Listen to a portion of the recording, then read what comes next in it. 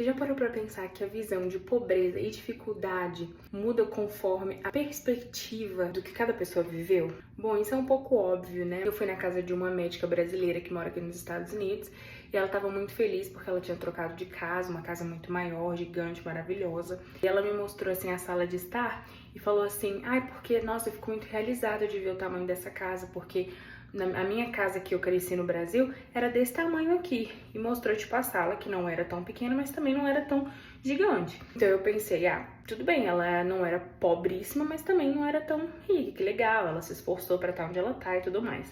Passou alguns dias, eu voltei lá e a mãe dela tava lá. E a gente conversando, e a mãe dela falando que a casa ela morava era muito grande e que era, né, só para ela e o marido dela. E aí, no meu pensamento, a casa que ela morava agora não era a mesma que a filha dela, no caso, tinha crescido, né? Que provavelmente eles tinham comprado uma casa maior. Aí eu perguntei, né, por que vocês têm uma casa tão grande assim, só para 2 pessoas?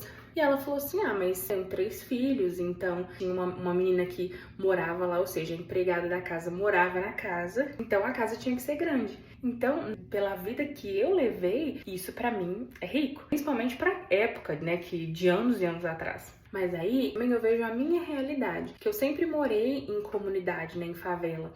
Mas eu sempre tive um pai e uma mãe presente que inclusive trabalhavam muito. Meu pai trabalhava em 2 empregos em um determinado tempo da vida dele. A gente morava numa casa que foi cedida pelos nossos avós e eu dormia com os meus irmãos, uma irmã e um irmão, e eu num quarto só por muitos anos.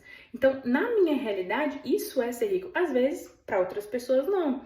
Obviamente, ela estava falando de uma questão, tipo assim, antes eu tinha menos e agora eu tenho mais. Só que do jeito que ela falou, parecia que realmente ela era bem mais pobre do que na minha visão, mas talvez na visão dela, ela realmente, pra ela acha que aquilo era bem pobre, né? E na minha visão, não.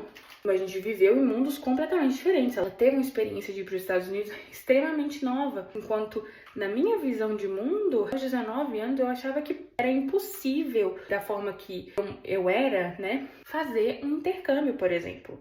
Mas é claro que nessa mesma comunidade existiam pessoas lá que tinham muito menos do que eu tinha.